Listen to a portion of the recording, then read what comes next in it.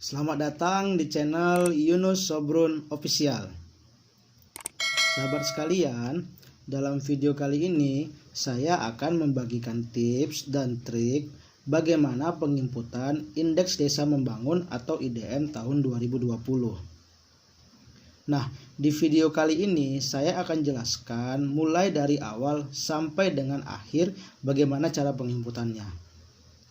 Sebagai informasi, sebelum saya membuat video ini, saya telah simulasikan di beberapa desa ataupun saya telah memasukkan beberapa desa ke dalam aplikasi ini.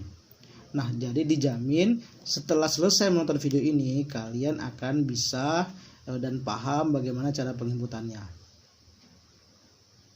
Pertama-tama, saya jelaskan dulu apa saja fitur-fitur terbaru dari aplikasi Indeks Desa Membangun tahun 2020 ini. Nah, yang terbaru di sini yaitu adalah unduh kuesioner. Jadi, kita untuk mengisi kuesionernya dengan mengunduh dari menu ini.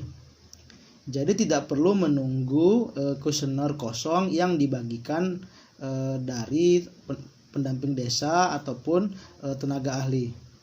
Nah, di sini juga ada menu unggah kuesioner.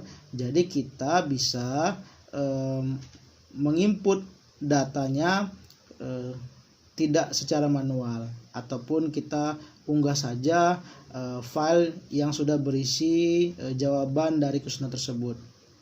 Ada simpan draft untuk mensimpan hasil pekerjaan kita dan tentunya adalah submit untuk diverifikasi. Tetapi di sini juga ada form inputan manual. Nah, jadi kita tetap bisa menginputnya secara manual. Jika ada jawaban yang belum terisi, hasil dari unggah file, kita juga bisa menginputnya secara manual di sini. Nah, yang terbaru juga ada menu detail.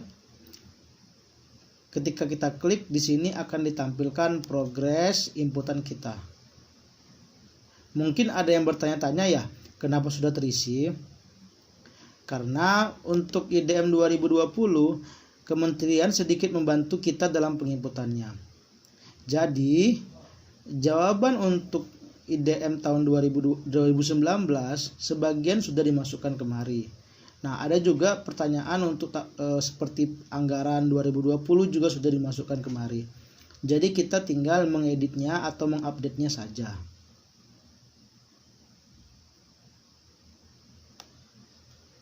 Kawan-kawan juga bisa ketika untuk mengisinya bisa juga langsung di sini atau juga mengunduh kuesionernya.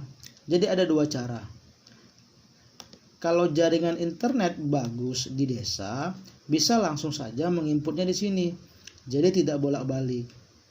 Ataupun bisa dengan mengunduh kuesionernya dulu, baru kemudian diisi ke desa. Oke, kita mulai dari awal ya.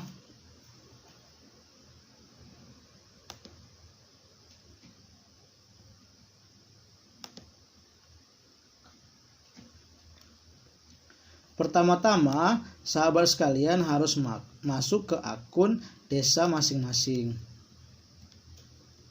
Untuk username-nya dan password-nya itu masih sama seperti tahun lalu.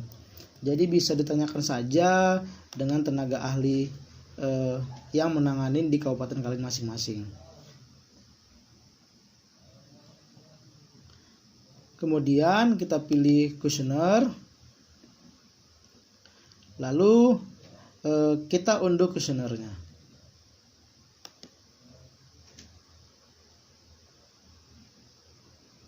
Setelah diunduh, tampilannya adalah seperti ini.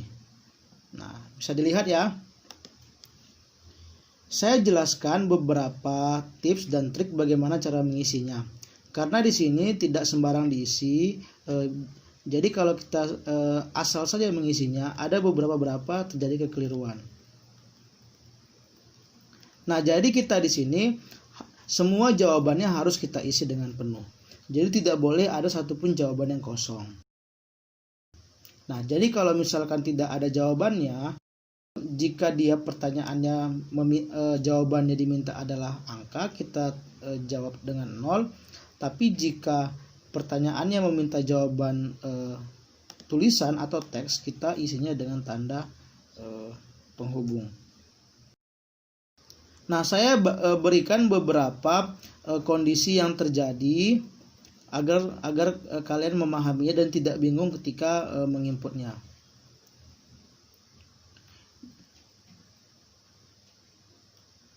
Misalnya di sini pertanyaan di dimensi sosial mengenai kesehatan. Nah, pertama adalah ditanyakan sarana kesehatan terdekat. Apa sarananya? Kita isi sesuai dengan pilihan yang ada di sini ya. Nah, kemudian kita berikan jarak sesuai dengan di sini satuannya apa. Kalau ditanyakan meter, meter. Kalau kilometer, kita buat kilometer. Baru waktu tempuhnya. Nah, yang menjadi bingung adalah ketika kita misalnya mengisi seperti ini. Rumah sakit bersalin. Nah, di desa tentunya rata-rata tidak punya rumah sakit bersalin yang ada di desa.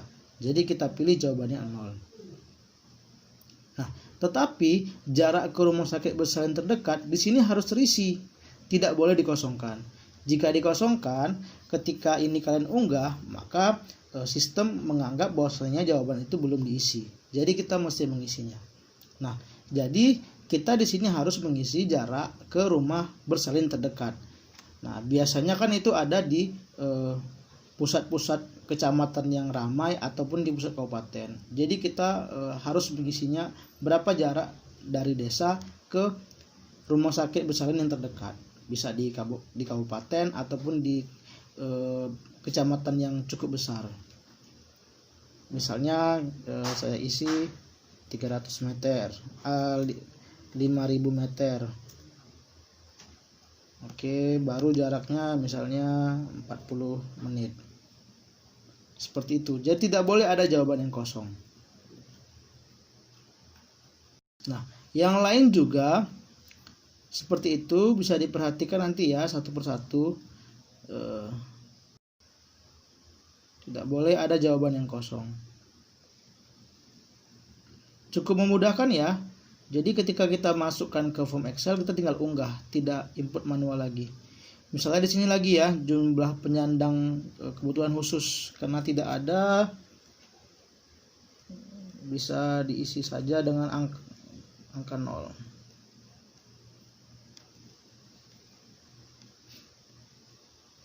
Ini hanya contoh saja ya, nanti ketika pengisian harus diisi semua.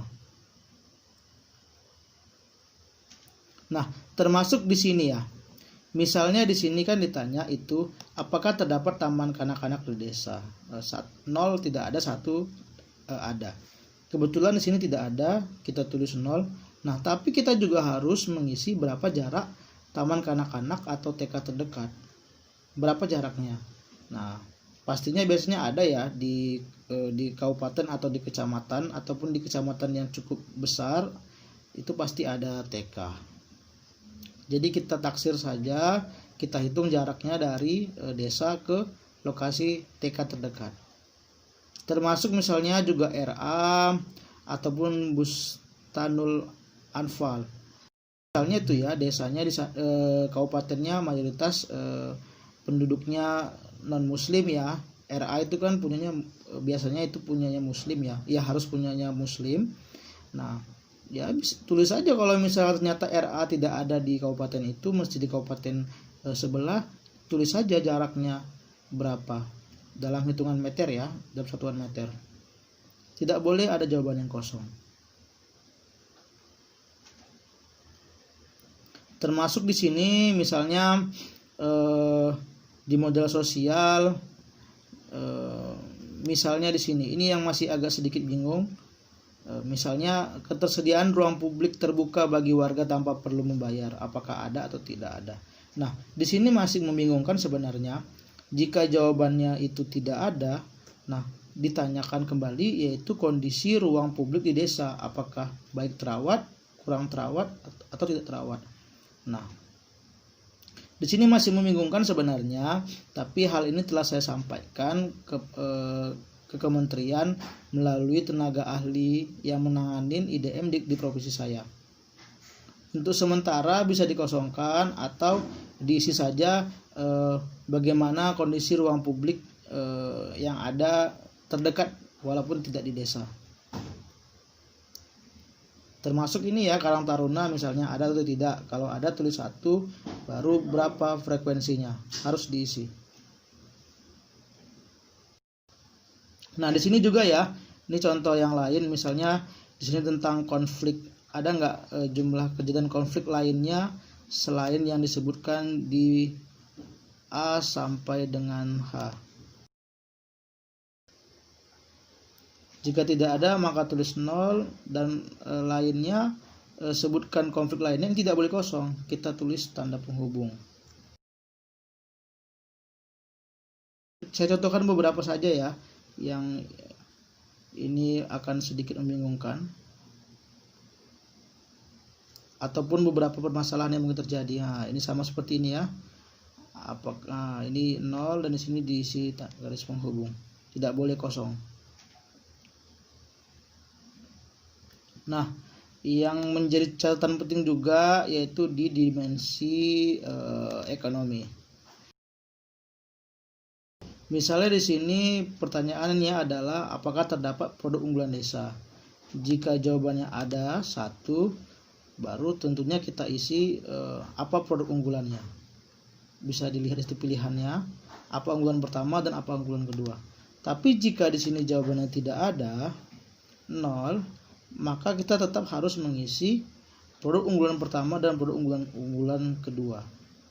Nah, jadi ini juga sudah saya sampaikan. Sementara menurut saya diisi dulu saja.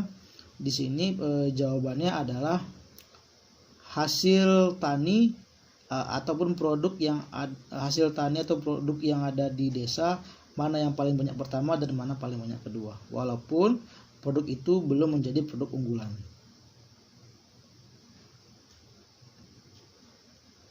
Nah, di sini juga ya masih bingung tentang teknologi tepat guna.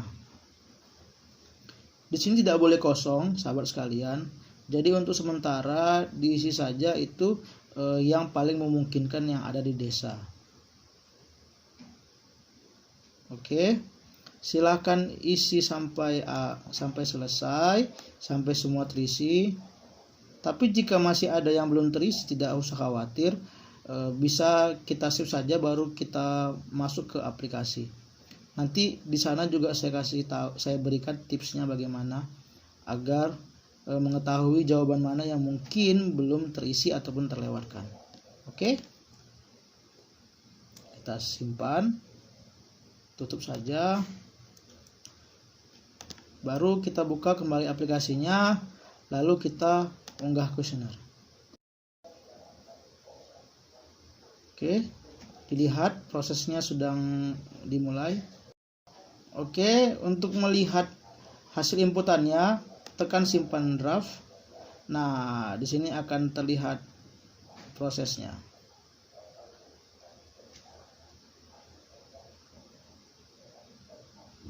Tunggu sebentar, nanti progresnya di sini akan berubah. Oke ya, dia berubah walaupun tidak terlalu banyak. Di sini lihat progresnya bagaimana, cek di sini. Nah, ini saya contohkan yang sudah jadi ya. Ini yang sudah terisi semua. Di sini sudah terlihat progresnya sudah 100%. Bisa dilihat semua sudah hijau. Nah, kalau sudah selesai semua, sudah 100%, maka di sini akan muncul menu baru, yaitu unduh berita acara. Nah, jadi berita acaranya bisa kita ambil dari sini. Nah, ini ya. Oke. Coba kita download ya.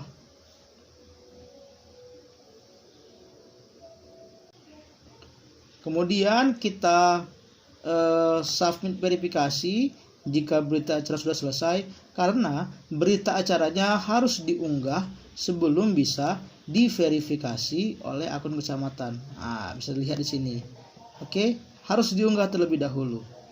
Baru nanti tekan centang ketika sudah diunggah. Untuk format file berita acaranya yang diterima adalah format PDF, JPEG ataupun PNG ya, hanya 3 ini saja. Oke. Itu saja yang bisa saya bagikan tipsnya. Selamat mencoba, jangan lupa bagikan video ini ya, supaya sahabat-sahabat desa sekalian yang sedang kebingungan dalam penginputan IDM ini bisa lebih memahami. Terima kasih.